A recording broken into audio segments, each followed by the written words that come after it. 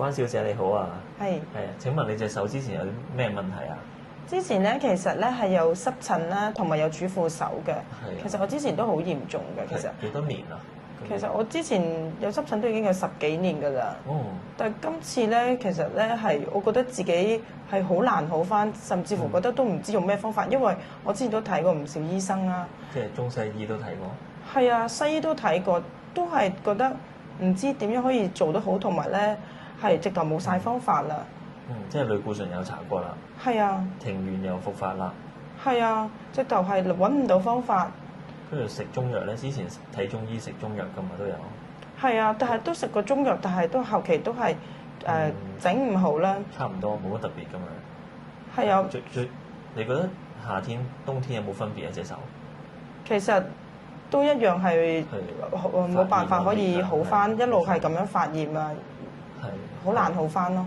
係啦，跟住咧我就建議你戴手套洗頭啦。其實呢個方法你覺得幾好係咪啊？非常之好啊！因為我之前睇醫生，冇一個醫生無論西醫定係中醫咧，冇一個方法咁樣建議過我㗎。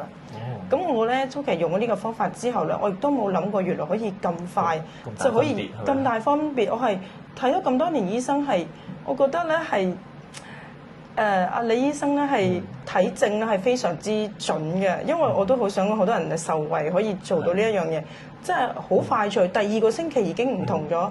完全係自己感覺到係有好轉，跟住第3個星期咧係直頭冇乜點痕，係連我自己都覺得好神奇，好快速咁樣。好快速啊！係比我想象中係，因為我之前咧就算我睇醫生，佢有好轉啦，又好都係去到第2、第3個月先感覺到有好轉。今次係第2個月，唔係第2個星期，我已經感覺到唔同咗。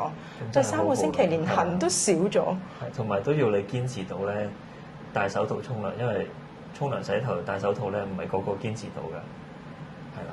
你睇下另外一邊就有少少巢皮啦，即係個關節位有少少大橡皮咁樣咯，呢度。係啊，但係比起之前一開始咧，第1個星期嚟睇咧，已經係差好遠㗎啦。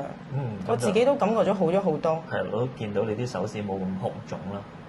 咁就幾好，咁啊希望你越嚟越好，繼續穩定落去啦。好啦。好多謝你接受訪問啊！好，唔該晒。好，唔使。